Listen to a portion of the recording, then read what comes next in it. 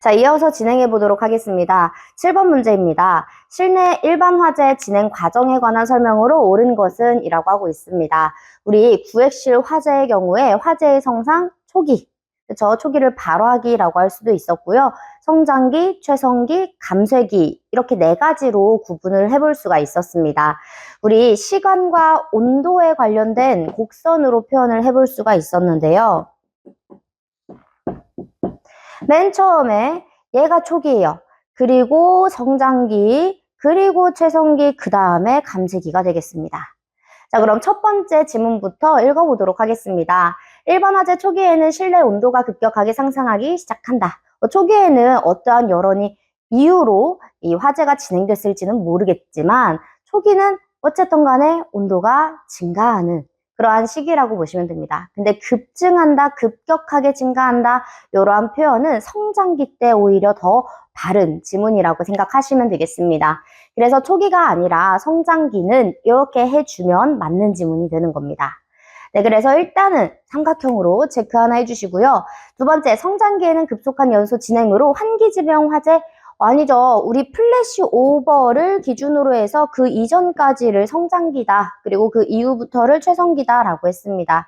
그리고 그 이전에는요. 플래시 오버 이전이니까 아무래도 가연물이 굉장히 많이 있는 상태겠죠. 그래서 화재의 진행이 가연물, 연료에 따라서 지배됩니다. 라고 해서 연료 지배형 화재다라고 했습니다. 그리고 플래시 오버를 통해서 빵 터졌어요. 그 이후에는 연료가 전부 다 소모가 됐기 때문에 그 이후에는 공개량, 즉 산소의 량에 따라 화재가 지배된다라고 보시면 되겠죠. 그래서 그 이유가 환기지배형이다라고 보시면 되겠습니다. 즉 여기에서는요. 성장기에는 연료지배형이 맞는 표현으로서 X 쳐주시면 되겠습니다. 자, 세 번째, 최성기에는 실내 화염이 최고조에 도달하나 화염 자체가 최고조에 도달합니다. 왜냐? 플래시오버 이후거든요. 그래서 모든 가연물들이 일시 발화하는 현상이 이후이기 때문에 그 이후이기 때문에 최고조에 도달한다라는 표현이 맞고요. 온도 또한 최고 온도에 도달하는 구간이라고 보시면 되겠습니다. 그렇지만 실내 산소 부족으로 연소 속도가 느려진다? 이거 맞을까요? 살짝 어렵죠. 사실은요, 이 최성기 구간은요, 환기지배형 화재이기 때문에 실내 산소가 공급되지 않는 이상 계속적으로 화재의 진행에 따라 산소가 부족해질 겁니다. 산소가 소진이 될 거예요. 그래서 연소 속도가 느려진다라고 하면 맞는 포인트가 되겠습니다.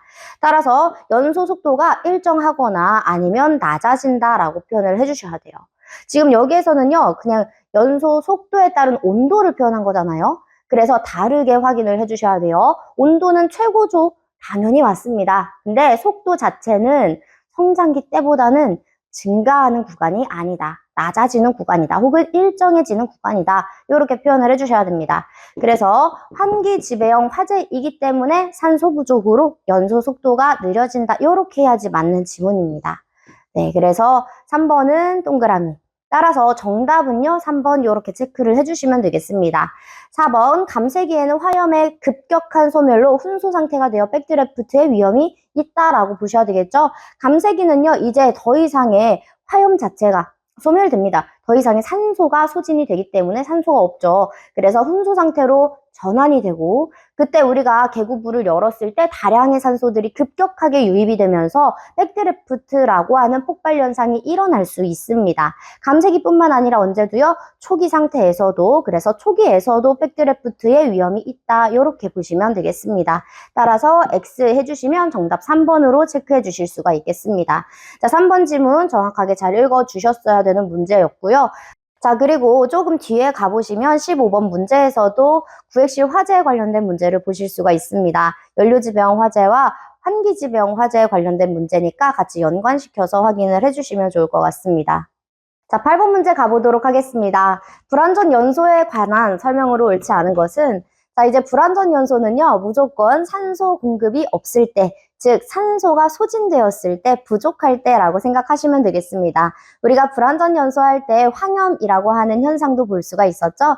그래서 관련되는 현상까지 모두 기억해 주시면서 문제 임해 주시면 되겠습니다.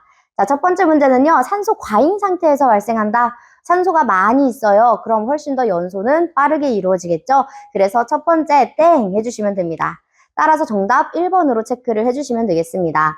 자, 두 번째는요. 불꽃이 저온 물체와 접촉하여 온도가 내려갈 때에도 불완전 연소를 발생할 거고요. 그리고 세 번째, 아무래도 불완전 연소다? 그러면 이 연소 생성물로서는 이산화탄소보다는 일산화탄소가 그리고 탄소 원자들에 의해서 그름과 같은 이러한 현상이 일어납니다. 네, 그래서 이러한 연소 생성물이 발생합니다. 라고 하면은 동그라미 체크해 주시면 되겠습니다.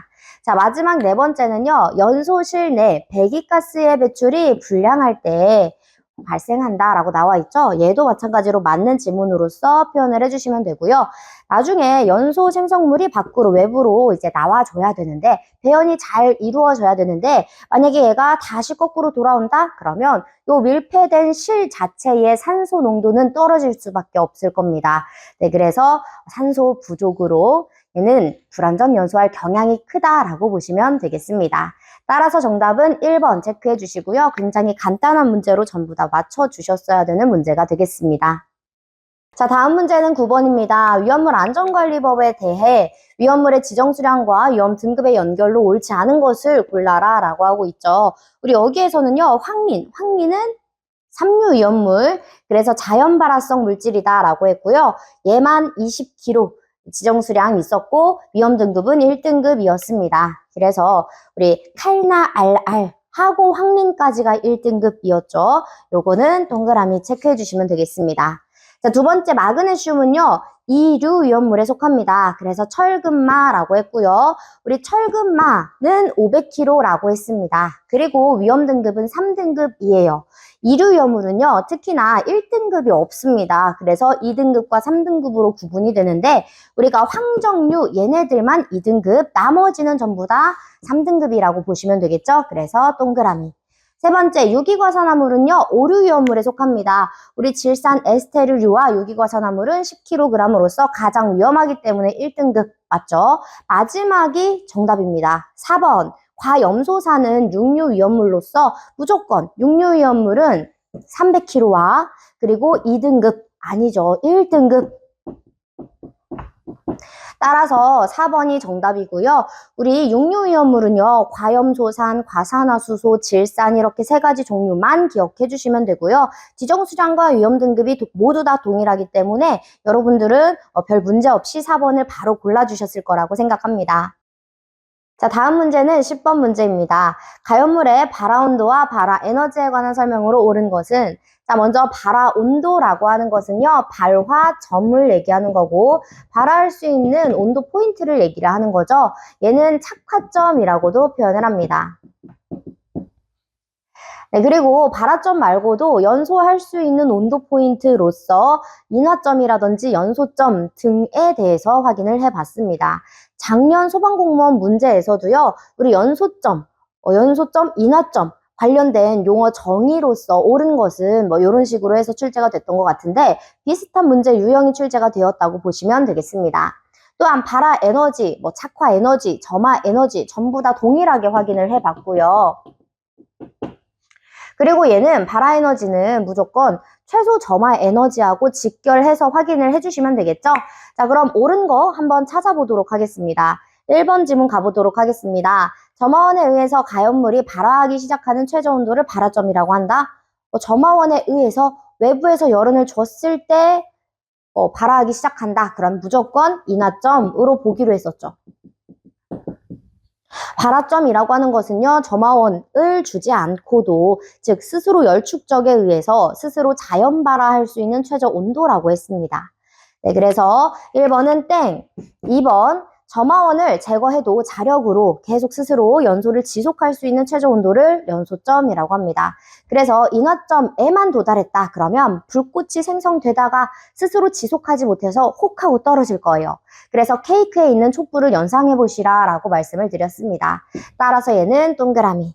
따라서 연소점은 인화점보다 무조건 5에서 10도씨 가량을 더 높여서 생각을 해주시면 되겠죠? 자, 세 번째 가보도록 하겠습니다. 가연물의 최소 발화 에너지가 클수록 더 위험하다? 작을수록입니다. 이 최소 발화 에너지는요, 우리 활성화 에너지를 생각하시면 되겠습니다. 먼저 최소 발화 에너지, 최소 점화 에너지, 최소 착화 에너지 전부 다 동일하고요. 우리가 최소 발화 에너지가 작으면 작을수록 아주 작은 불씨만 넘겨준다고 하더라도, 아주 작은 열원만 준다고 하더라도 바로바로 발화가 된다라는 의미가 되겠습니다. 따라서 얘도 X. 마지막 질문, 가연물의 연소점은 발화점보다 높다라고 하고 있습니다. 우리 일반적인 가연물을 연상하실 때 인, 연, 발, 화 이렇게 해가지고 암기하셨을 겁니다. 인화점이 가장 낮고요. 발화점이 가장 높습니다. 왜냐? 발화점이라고 하는 것은 열 축적에 의해서 열이 어느 정도 충분하게 올라왔을 때 스스로 자연 발화할 수 있는 온도 포인트였기 때문에 얘가 가장 높은 거. 그쵸? 그리고 인화점이라고 하는 것은 내가 외부에서 열원을 임의로 준 거죠. 그렇기 때문에 얘가 가장 낮다라고 했습니다. 물론 고체, 기체일 때는 살짝씩 다를 수 있겠지만 우리가 일반적인 가연물은 인연, 발화, 일반적인 액체 가연물일 경우에는 인연, 발화 이렇게 해가지고 암기했기 때문에 마찬가지로 체크해 주시면 됩니다. 그럼 정답은요 2번 체크하시고 넘어가시면 되겠습니다. 자, 다음 문제는 11번입니다. 백드래프트의 발생 징후로 옳지 않은 것은, 자, 우리 아까 전에 백드래프트는 어디에서 일어난다고요? 그쵸? 구액실 화재에서 산소가 소진되어 훈소 상태로 전이가 됐을 때 그때 급격한 산소의 유입으로 일어날 수 있는 폭발 현상이다라고 했습니다. 그래서 보통은 감쇄기 때 많이 일어나고 초기에서도 발생은 할 수 있다라고 생각하시면 되겠죠. 여기서 1번부터 한번 발생 징후 가보도록 하겠습니다. 첫 번째는 유리창 안쪽에 타르와 유사한 물질이 흘러내려 얼룩진 경우, 계속해서 농연이 흐르는 경우 얘는 발생 징후가 맞다라고 했고요. 다음은 두 번째, 창문을 통해 보았을 때 건물 내에서 연기가 소용돌이치는 경우 이 건물 내부 안에는, 구액실 내부 안에는 연기가 잔뜩 있을 겁니다. 그래서 얘도 맞는 지문이고요. 세 번째, 화염은 보이지 않지만 항상 여기에 체크를 해주셨을 거예요. 우리 훈소 상태이기 때문에 화염은 육안으로 보이지 않습니다. 그래서 화염은 보이지 않지만 훈소 상태로 연소는 지속되고 있는 것이기 때문에 굉장히 뜨겁다. 창문과 문 손잡이가 뜨겁다라고 했을 때 아직 훈소 상태로 진행되고 있구나라고 볼 수가 있었죠. 네, 그래서 3번까지 체크를 해주시면 됩니다. 마지막 네 번째는요. 균열된 틈이나 작은 구멍을 통해서 건물 밖으로 계속 연기가 밀려나오는 경우라고 나와 있습니다.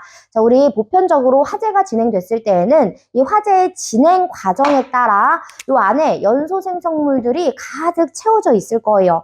그래서 실내 압력이 어떻다고요? 그렇죠. 실내 압력은 높아질 수밖에 없습니다. 그럼 높은 곳에서 낮은 곳으로 빠져나오는 거 아니에요? 라고 하실 수도 있겠지만 지금 안의 상황은 어떻다고요? 구액실 내부의 상황은 산소가 모자른 상태인 거죠. 산소가 계속적으로 소진이 되고 뿐만 아니라 공급이 더 이상 되지 않기 때문에 이 연소 생성물들이 많아져서 산소의 농도는 더 적어질 겁니다. 그래서 혼소 상태로 전환이 됐었던 거예요. 이때 산소가 부족하니까 외부에서부터 공기를 계속해서 빨아들입니다. 그래서 휘파람 소리가 난다 라고 표현을 했었어요. 네, 그래서 얘는요 연기가 밀려 나간다 보다는 빨려 들어가는 경우라고 체크를 해주셨어야 됩니다. 정답, 네, 4번 체크하시고 넘어가시면 되겠습니다. 자, 다음은 12번입니다. 다음에 폭연에서 폭갱으로 전이되는 과정이다. 빈칸 안에 들어갈 단계로 옳은 것은 이라고 하고 있습니다. 자, 폭연과 폭갱은 우리 어디에서요? 배관 내에서 발생하는 폭발 형태다라고 보기로 했었죠. 배관 내에서부터 연소가 일어날 때 그때 에너지파가 전파가 되면서 일어날 수 있는 현상들이라고 보시면 되겠습니다. 그러니까 밀폐계에서의 연소 폭발이다라고 보실 수가 있는 겁니다. 자, 여기서 일반적인 연소 과정부터 이제 스타트가 되는데 우리 정상적인 연소에서 화염들이 계속해서 전파가 될 겁니다. 화재가 확대가 되는 것처럼 화염은 계속해서 전파가 됩니다 라고 그냥 표현을 할 수가 있는 거예요. 그리고 이 화염이 전파되면서 에너지파가 나오겠죠?